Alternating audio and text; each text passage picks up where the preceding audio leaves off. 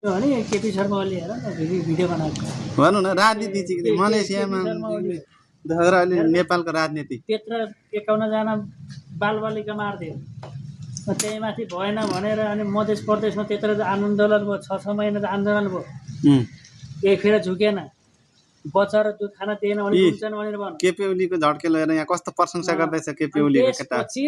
इन्डियासम्म केपी ओली राम्रो अरे 6 महिना चुच्चे नक्सा निकाल्यो चुच्चे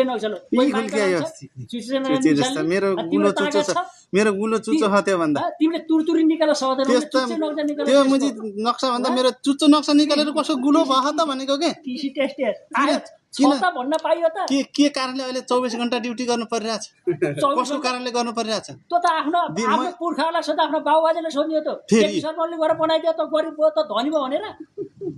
हेर बुद्धि हेर नि कसको बुद्धि हेर त अनि बुद्धि हेर त नेपालको बानी बाउ पनि जस्तै भएर गयो छोरा पनि त्यस्तै जाति पनि त्यस्तै तरिकाले जाने बानी छ के हो त्यो यो गराको कले नेपालमा रोजगारी यता उता उखै तिम्रो छोरा छोरीलाई राम्रो तरिकाले राख्नको लागि तिमीले पहिला आफूले